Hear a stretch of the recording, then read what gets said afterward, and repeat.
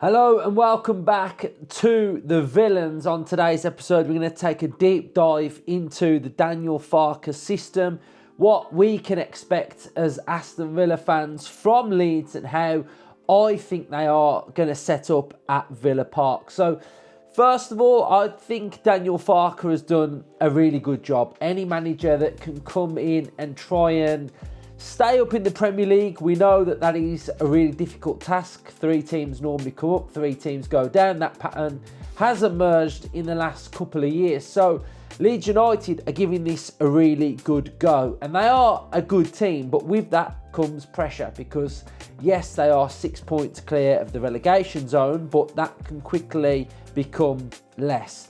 And I think the big thing and the one thing that I like about this Leeds United team, and one thing that I think most teams have to adopt, is that you have to be able to quickly park a result, and once you get a bad result, park it and not let the pressure affect you, because the pressure when you're in a relegation battle is somewhat very intense. We know that when we were fighting to survive in the Premier League as well, and you know, in-game pressure, whether you're a goal down, can you have that sense of togetherness and fight and belief to sort of, when times look difficult, you're able to just keep going and, like I say, park those bad results when you do get them. Because you look at that relegation battle at the minute and you look at West Ham, for example, who are banging form.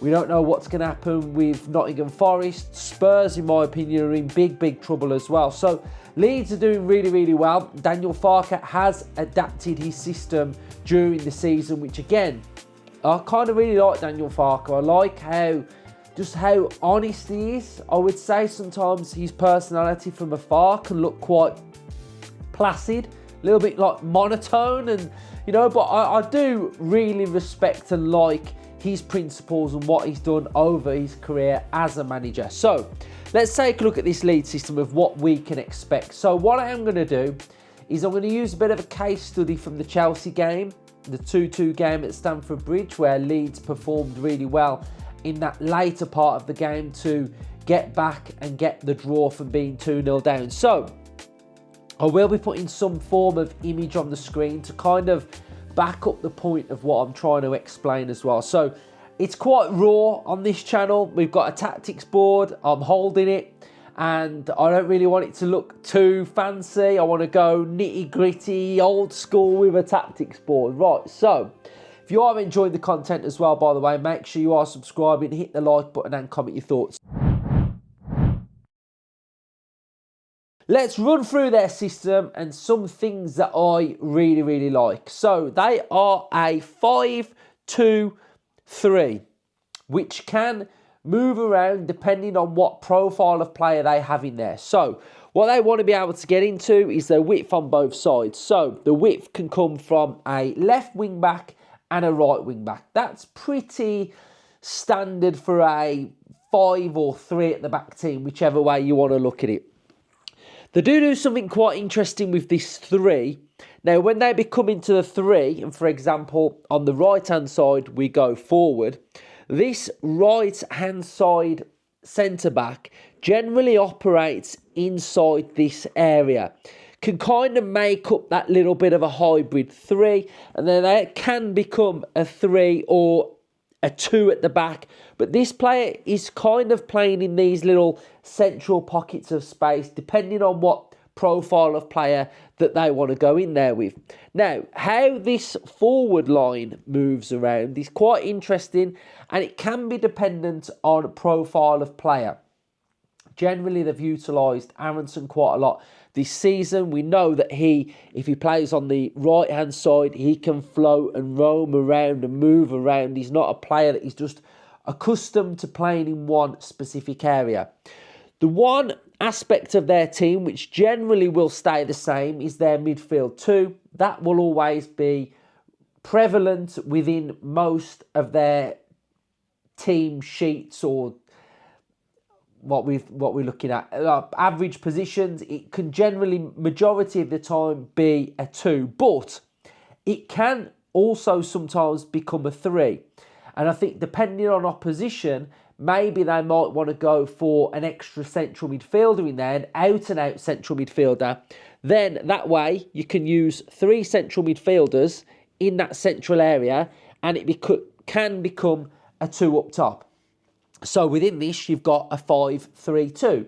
So we can see that it's shifted from the 5-2-3 into the 5-3-2. And this is all really good flexibility from Daniel Farke with how he can manipulate certain players and move them around the pitch. Now, it also becomes very interesting with this front three because they do have different profiles of player. If we're looking at, say, Okafor, who I think is pretty good out wide, he can become out wide and offer width on that left-hand side as well. If they've got Netcha, he can play more as sort of like a striker vibe. I like that aspect to them as well. But this front three generally become quite narrow. Yes, they can roam around a little bit, but the three becomes quite narrow. Now, if we look at the game against Chelsea, we can see that the area of the pitch can kind of be split into 2 halves. You've got the back 5 and we'll say the front 5. So the back 5 we know is going to be the 3 centre halves plus the 2 wing backs. That equals your 5. Now, against Chelsea, they had that sort of mid 5. So you've got your 2 central midfielders and that 3 forward line, which becomes a 5. And what they did against Chelsea is they really wanted to limit the space between Caicedo, Enzo, block out that passing lane to Cole Palmer. And this is why they do that. They become quite narrow. And then what you'll often find if they become quite narrow, then you'll have a wing back that can push and press, etc. So that is the makeup of what they wanted to do against Chelsea. Why I think this is important against Villa is because Aston Villa are heavily dominant down the middle of the pitch. So that would lead me to think that they're going to do something similar against Aston Villa to try and block out the central areas of the pitch. Now, if we just put Villa's lineup on so we can kind of see what Villa would look like, this is something similar to how I expect Aston Villa to attack this specific game with. Okay, so let's just show you what Villa will look like. So we know that Aston Villa are very dominant in midfield. So what you're going to find is that you're going to see 2 Leeds players in front of Aston Villa's double pivot. So you'll have these 2 attackers here, which is perfect for their system because we know they want to be central anyway. Then you'll have the Leeds 2 midfielders, and then they'll be occupying that space. So from a Leeds point of view, they have a complete boxed off overload. They have the box midfield in there. You can see that the blue is their box. So boxing in Aston Villa's midfield. Leeds will have a difficult element to this game because what do they do with Aston Villa's 2 number 10s? Now, Villa play with a number 10 in Morgan Rogers, a striker, and often this player here can come inside. This player as well comes inside and becomes quite central as well. So now we can see what's happened from this point of view is that Villa have got a box. So there is a box for Leeds and a box for Villa. So there's no overload in there. It's a 4v4. Now, the element of what Chelsea did against Leeds is that they were able to play through this Leeds United midfield.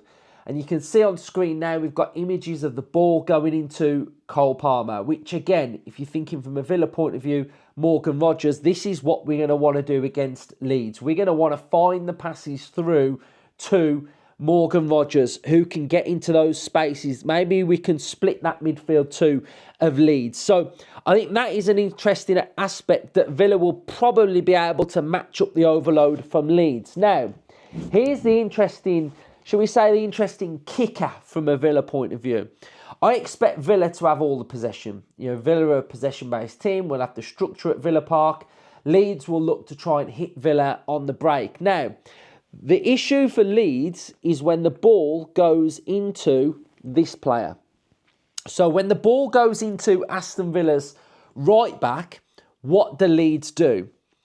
Now, Leeds will be put into a situation where they'll try and plan for this, but as the game goes on and Villa become dominant with the ball, do they start to miss out on the key components? So the first thing Leeds could do is kind of go a bit of a man-for-man vibe, and when Aston Villa's right back gets the ball, the left wing back for Leeds jumps up. Now, if they do that, what's going to happen? If we can play through that, Aston Villa's wide player can move out wide and then he can occupy and get on the ball, which would be a big problem for Leeds if they actually did that. The safer option is that this player will be the one that comes across and everybody will have to shuffle across. But again, the issue with that is that there's a distance that they have to shuffle across to, a distance they have to move to, which then in turn will start to free up a little bit more space for Aston Villa to be able to try and play through this team. So those are the main aspects where I feel like this game's going to be won from a Villa point of view. The game will be won from a Villa point of view with our left and right back. If they can get on the ball, if they can be dominant, then those are the areas where I feel like we'll start to get a lot of joy and they'll really struggle to switch across, get across to our fullbacks, and then the space will start opening up as well. Now, Leeds are pretty good at high turnovers. Now, Leeds' high turnovers, they have made 174 so far this season. That has them in 10th place in the Premier League. Now, from their high turnovers, so a high turnover is when they win the ball back higher up the pitch. That's called a high turnover. Now, when they are doing that, they're having 32 shots so far this season, which is the 5th highest. And goal-ending high turnovers, they've had 4, which is the 6th highest. So, they like to win the ball back quite high up, transition and break. So from a Villa point of view, we've got to be aware of them pressing us not losing the ball, us being stable, and then not letting them do that. So that's the big threat for Aston Villa, is that if we're playing out from the back, if they press us and win the ball back high, we can see from the data that those high turnovers do work out quite nicely. So that's one of their biggest numbers from this season. Now, another number that stands out to me is that touches in the opposition box for Leeds United, they have had only 606. So we're talking about Villa having touches in the Leeds box. 606 Leeds have had this season, and that is the 5th best. So Leeds are pretty good at defending their own box and stopping you from having those touches in that box. So it might be to do with the fact that they try and win the ball back higher up the pitch, stop you being quite dominant in these areas. But we know that Villa are very dominant at home, so we will have a lot of possession in and around their box. Can we utilise those touches? Now, if Villa are dominant in and around the Leeds box, which I imagine that we will be. So if we are dominant in these areas and our midfielders are getting on the ball, so you've got your 2 strikers, your 2 central midfielders, your 2 little number 10 vibes in here as well, and then you've got your defence that gets sort of set, and that's your right back, that's your centre half. Your left back's probably gone on as well, like what we like to do. So if we are dominant in these areas, and we know that they have Calvert-Lewin up top, who's going to be probably on that last shoulder through there, what we don't want to do is we don't want to be losing the ball in those areas in here where one quick ball and it's over the top and we've got Calvert-Lewin who's trying to beat our offside line. These 2 little number 10 vibes here, if they do decide to split and try and isolate these players for Aston Villa, that is also something that we've got to be wary of. Sort of their number 10s, their front 3 is something that I think is going to be quite important. We've got to watch out for. Set pieces, they are very good at getting shots after a set piece as well. So again, from set pieces, we've got to watch out for them as well. So that's a little bit of a tactical breakdown of what I expect from Leeds United in this game. Now, from a Villa point of view, I just want to just cover something and just talk about a little bit about Aston Villa's style. And I think this is quite important because I'm still seeing a little bit on social media about... Let's have a sip of my coffee. Still seeing a little bit of stuff on social media about Villa being slow and passive and this and that. And look, I think by now we should all realise what Unai Emery's Aston Villa is all about. And to me, it's about what you like as a football fan. If you like gegenpressing, direct football, the Liverpool gegenpress under Klopp, that's a stark contrast to what Unai Emery is. We are not going to be that team. We are structure, control, methodical build-up, incisive passing.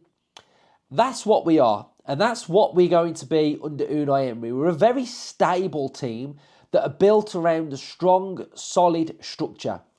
We've got the third best defence in the Premier League. That's a fact. Yes, we make errors that lead to a goal, which we really need to iron out. But I think it's about understanding our style and understanding what we are. And I've got a comparison here of two different teams, kind of about their styles and what they're all about. Now, Aston Villa are one of the lowest ranked teams for crosses in the Premier League. I think we're ranking about 16th now in the Premier League. We were 20th, so we've increased our crossing number. Maybe that's because we've got Leon Bailey back in the team. Maybe that's because we're adding a different profile, different element to us on that right-hand side. But my comparison is Newcastle United have made 484 crosses this season. So when I think of fans that want us to be more quicker, I look at crosses and I think we get into an area where we could cross the ball, but sometimes we don't. And I'll use an example of Newcastle United away. Matty Cash picks up the ball and he's got green grass in front of him, 1v1 with a fullback. Most people would want Villa to get the ball in the box as quick as possible for Matty Cash to beat a man. But Cash cuts back, lays it off to a midfielder, incisive football, we get Buendia, banger in the back of the net. Methodical, incisive build-up, quick passing, we've scored a goal. Now, Newcastle have made 484 crosses this season and only 97 have been successful. 80% of those crosses are unsuccessful, 20% were successful. So there lies an element of the game for me. You can cross, lose the ball 80% of the time, or be a little bit more methodical with your play and maybe not cross that much. Now, Villa have made 285 crosses this season and only 53 have been successful. 18.6% have been successful in there as well. So I think where you can be on a pitch and what you can do is actually quite important. We're not a crossing team. We don't want to lose the ball at all, really. Now, if we take a look at Aston Villa's final third passes, so this can line in with crosses as well. Aston Villa are the 5th best team for final third pass success.